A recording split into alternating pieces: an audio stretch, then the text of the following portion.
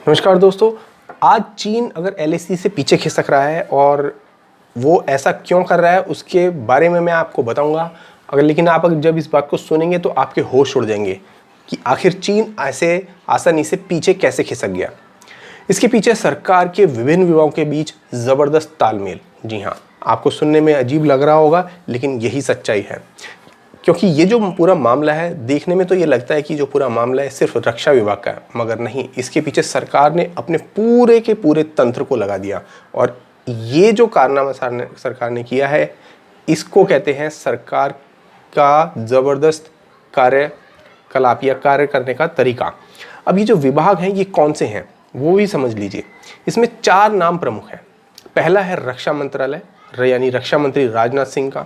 दूसरा है गृह मंत्रालय यानी गृह मंत्री अमित शाह का। तीसरा नाम है सड़क एवं परिवहन मंत्रालय यानी नितिन गडकरी के अंडर में ये मंत्रालय आता है। आपको सुनकर थोड़ा अजीब लग रहा होगा मगर सच्चाई यही है। और इन सब के ऊपर जो सबसे प्रमुख जो है वो है खुद प्रधानमंत्री मोदी। जी हाँ, अगर इन सब को एक साथ बांधकर इनसे काम कराना ही ना किसी प्रधानमंत्री को आता हो तो इन सब विभागों के होने ना होने से कोई फर्क नहीं पड़ता, जैसा कि पिछली सरकारों में हुआ करता था। ये ठीक वैसा ही है जैसे कि भारत की तीनों सेनाओं के बीच तालमेल के लिए सीडीएस बिपिन रावत को बिठाया गया है। मगर पहले आपको बता दूं कि आखिर चीन के पीछे हटते ही सीमा पर भारतीय सेना ने क्या कर डाला है। लेकिन आज आपको इस वीडियो को मुझे आपसे ये चाहिए, मैं ये चाहता हूँ कि आज ये वीडियो जो है कम से कम 1 लाख व्यूज़ तक पहुँचे।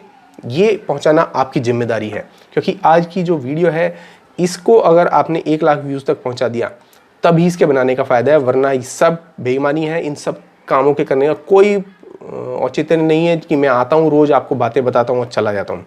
दरअसल इन दिनों चीन की घबराहट का कोई एक कारण नहीं है।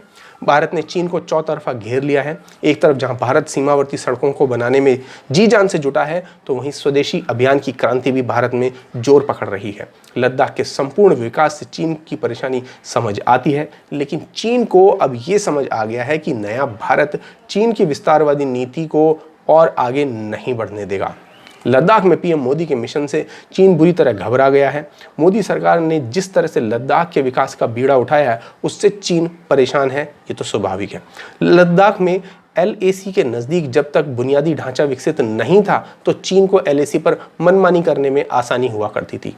लेकिन अब मोदी सरकार लद्दाख में सड़क और पुल के बनाए जाने को लेकर और इससे लेकर एयरपोर्ट तक यानी पुलों से लेकर एयरपोर्ट तक विकसित कर रही है। चीन की हर चाल का नाकाम करने का पूरा एजेंडा तैयार किया जा चुका है और उसको लगातार मुंहतोड़ जवाब दिया जा रहा है। चीन जानता है और समझ चुका है कि लद्दाख का विकास पीएम मोदी का अब सपना बन चुका है और अब इसी विकास से चीन बेहद परेशान भी है। चीन की परेशानी का जो कारण है वो है लद्दाख में सिर्फ बॉर्डर एरिया की सड़कें और पुल। ये तो एक कारण हुआ, बल्कि इसके अलावा भी लद्दाख का संपूर्ण विकास भी जो है चीन के गले नहीं उतर रहा है। मोदी सरकार ने लद्दाख के विकास का चौतरफा प्लान तैयार किया हुआ है जो उसके लिए एक बहुत ही बड़ी परेशानी का सबब बन चुका है। आपको बता दें, रक्षा मंत्री राजनाथ सिंह ने मंगलवार को भारत सीमा सड़क संगठन के अधिकारियों के साथ एक अहम बैठक की है। बैठक में भारत चीन पर सड़क निर्माण परियोजनाओं को लेकर चर्चा की गई। लेफ्टिनेंट जनरल हरपाल सिंह ने एलएसी पर जारी निर्माण कार्यों की जानकारी रक्षा मंत्री को दी। मीटिंग 1 घंटे से ज़्यादा चली। रक्षा मंत्री ने भारत चीन सीमा पर सड़क निर्माण कार्यों में तेजी लाने के निर्देश तक दिए।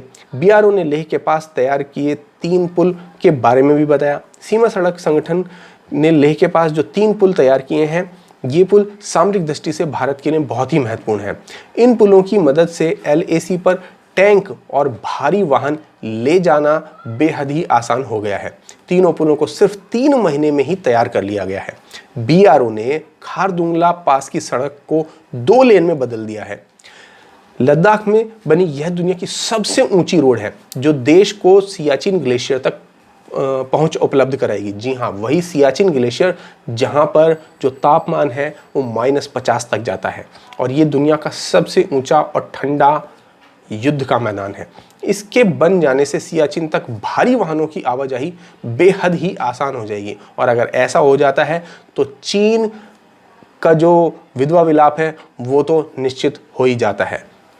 सोचिए जब सियाचिन तक भारत की जो बड़े बड़े वाहन जो है आसानी से पहुंच जाया करेंगे, तो पाकिस्तान एक तरफ और दूसरी तरफ चीन को उसके घर में इतनी ऊंचाई पर बैठकर मारना कितना आसान हो जाएगा। इधर गलवान में चीन के पीछे हटने के बावजूद भारत बॉर्डर पर कोई ढिलाई छोड़ने के मूड में नजर नहीं आ रहा है। लद्दाख के फॉरवर्ड एयरबेस पर वायुसेना के लड़ाकू जहाज और हेलीकॉप्टर दिन रात सरहद पर गश्त कर रहे हैं। इसके साथ ड्रोनों के जरिए चीन की गतिविधि पर लगातार नजर रखी जा रही है कि कहीं वो फिर से धोखा देकर अंदर ना घुसाए। यानी कि जहां एक तरफ चीन को LAC से उसकी सीमा में 2 किलोमीटर पीछे भेज दिया गया है, वहीं भारत अभी भी अपनी जगह से पीछे नहीं हटा है। इस तरह से नहीं हुआ है कि जो है चीन भी पीछे हटेगा और भारतीय सेना भी पीछे हटेगी, नहीं, केवल चीन जो है वो 2 किलोमीटर पीछे गया है और वहीं भारत जो है अपनी सीमाओं में रहकर बड़े बड़े हवाई जहाज़ों, चाहे वो आप शिनूक हेलीकॉप्टर हो या अपाचे अटैक हेलीकॉप्टर्स हों या Su-30 MKI supersonic fighter jets हों, इनकी मदद से लगातार जो सीमा पर चौकसी कर रहा है। लद्दाख में बनाई जो जा रही हैं नई सड़कें, उन नई सड़कों के बारे में भी मैं आपको बताता हूँ। दरअसल टूरिज्म को बढ़ावा देने के लिए कई योजनाओं को एक साथ चलाया जा रहा है, इसमें PM मोदी के इसी विकास प्लान का एक बड़ा हिस्सा माना जा रहा है। यानी कि लद्दाख और लेह के इलाकों में बड़ी बड़ी चौड़ी चौड़ी और बेहद ही शानदार सड़कें तैयार की जा रही हैं, जो कभी पहले सिर्फ चीन के इलाके में हुआ करती थी। जी हाँ, आपने पहले कभी आप खबरें सुना करते थे 2014 से पहले कि चीन ने ऐसी सड़कें बना दी, चीन ने टनल बना दी, पहाड़ियाँ काट के चीन ने रेलवे रोड बिछा दी, जिसके चलते चीन जो है 4 घंटे में, 8 घंटे में, 16 घंटे में बीजिंग से वहाँ पहुँच जाएगा, ये हो जाएगा, वो हो जाएगा। तो ऐसी चीज़ें सिर्फ चीन की सुनी जाती थी, लेकिन अब भारत ने भी ऐसी सड़कें, ऐसी रेलवे लाइनें और ऐसे ही सुरंगें पूरे लद्दाख में बिछाने का प्लान कर लिया। यहाँ तक कि बड़ी बड़ी सड़कें और सुरंगें तो भारत पहले ही बना चुका है। इसके उदाहरण मैं भी आपको बताता हूँ। PM मोदी के इसी विकास प्लान का एक बड़ा हिस्सा इस सबको माना जा रहा है और लेह एयरपोर्ट का आधुनिकीकरण भी निश्चित हो गया है। पूरे देश को लद्दाख से जोड़ने वाला ये एक इकलौता एयरपोर्ट होगा जिसका नाम कुशक बाकुला रिम्पोचे रखा जाएगा। अब यहाँ पर नई टर्मिनल बिल्डिंग बनाई जा रही है जो कि आधुनिकता के साथ साथ लद्दाख की कला एवं संस्कृति पर आधारित होगी। लद्दाख अपनी खूबसूरती की वजह से दुनिया भर के पर्यटकों को अपनी ओर खींचता है। आपको मालूम होगा पूरे भारत से, पूरी दुनिया से लोग बाइक के जरिए लद्दाख में और लेह में और खारदुंगला पास तक बाइक चला कर जाते थे। ये उनके लिए एक एडवेंचर हुआ करता था जिसमें कई सैलानियों की जानें भी चली जाती थी। लेकिन अब लद्दाख के उन पहाड़ी रास्तों पर न केवल सड़कों पर बाइक चलाना आसान होगा, बल्कि लद्दाख तक पहुंचने के लिए आपको जो घंटों और दिनों का सफ़र तय करना पड़ता था वो भी नहीं होगा। आप सीधे एयरपोर्ट से वहाँ पहुँच जाया करेंगे। पर्यटकों को अपनी तरफ ये चीज़ें खींचा करती थी और साल में कई हज़ार टूरिस्ट यहाँ आया करते थे। इसी वजह से लेह एयरपोर्ट को बेहद आधुनिक तरीके से बनाने का प्लान किया गया। आखिर लेह के नए टर्मिनल में ये खासियत होंगी जो मैं अभी आपको बताने जा रहा हूँ। नया टर्मिनल 18,985 वर्ग मीटर का होगा। एक साथ 800 यात्रियों को संभालने के लिए इंतजाम होंगे और एयरपोर्ट को नई बिल्डिंग में 18 check in counter, 8 self check in counter के साथ 15 लिफ्ट और 11 स्वचालित सीढ़ियाँ बनाई जाएंगी।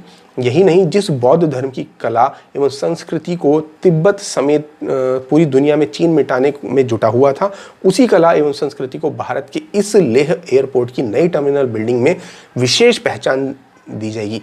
इन सब विकास के कामों की वजह से चीन चिढ़ा हुआ है, जिसकी वजह से वो नहीं चाहता कि भारत ऐसा कुछ भी करे। अब नए टर्मिनल को पारंपरिक स्तूप और हिमालय की आकृति के द्वारा बनाया जाएगा। बिल्डिंग के पिलर्स में प्रेयर व्हील लगाए जाएंगे, जो ऐसे करके नहीं वो प्रेयर करते हैं बौद्ध, तो वही बौद्ध धर्म की कला एवं संस्कृति के प्रतीक चिन्हों को एयरपोर्ट पर विशेष स्थान दिया जाएगा। टर्मिनल की छतों को लद्दाख के टेरेन व लैंडस्केप पहाड़ों जैसे स्वरूप दिया जाएगा। लद्दाख के प्रार्थना वाले झंडे भी यहाँ पर खास तौर से लगाए जाएंगे। रिटेल, चेक इन और लाउंज एरिया में मंडाला लगाया जाएगा, जिसे बौद्ध धर्म के मुताबिक ब्रह्मांड का प्रतीक माना जाता है। लेह एयरपोर्ट का ये टर्मिनल 480 करोड़ रुपए से नए टर्मिनल को तैयार किया जाएगा, जो अगले साल तक बनकर तैयार हो जाएगा। अब आपको समझा देते हैं कि लेह एयरपोर्ट के विकास से चीन क्यों क्या परेशानी होगी इससे। लद्दाख में पर्यटक बढ़ेंगे और लद्दाख के लोग आत्मनिर्भर बनेंगे। इसके साथ ही बौद्ध धर्म का प्रचार प्रसार बढ़ेगा, जो चीन बिल्कुल भी नहीं चाहता है। केंद्र सरकार ने धारा 370 हटाने और लद्दाख को केंद्र शासित प्रदेश बनाने के साथ ही यहाँ के स्थानीय विकास पर खासा जोर दिया था, क्योंकि ये इलाका दुश्मनों से सटा हुआ है और लद्दाख में जब विदेशी पर्यटक घूमने आता है तो सबसे ज़्यादा मिर्ची चीन को ही लगती है, क्योंकि भारत की नई नीतियों से चीन के कब्जे वाली कोशिशें नाकाम हो रही हैं। और ये कैसे हो रही हैं वो बहुत जल्दी से बता देता हूँ। दरअसल जब कोई पर्यटक आता है तो वो अपने पासपोर्ट को लेकर आता है, और जब दौलत बेग ओल्डी जैसी सड़कों पर सियाचिन पर पर्यटन के लिए जाएगा तो वहाँ पर वो अपना पर्यटन के साथ साथ पर्यटक जो है अपना पासपोर्ट लेकर जाएगा। और जब कोई व्यक्ति पासपोर्ट के साथ उस जगह पे पहुँचेगा, भारत का वीज़ा लगा हुआ पासपोर्ट जब वहाँ पर लेकर पहुँचेगा, तो उस जगह पर किसका जो है कब्जा माना जाएगा? भारत का। तो चीन कभी भी दोबारा उस जगह पर कब्जा नहीं कर पाएगा। चीन भी भारत का इस मामले में अब जो है सानी नहीं हो पा रहा है। वो समझ नहीं पा रहा है कि चीन भारत को इस बारे में कैसे रोके। लद्दाख के मुख्य रोजगार के साधनों में पर्यटन सबसे बड़ा हथियार है।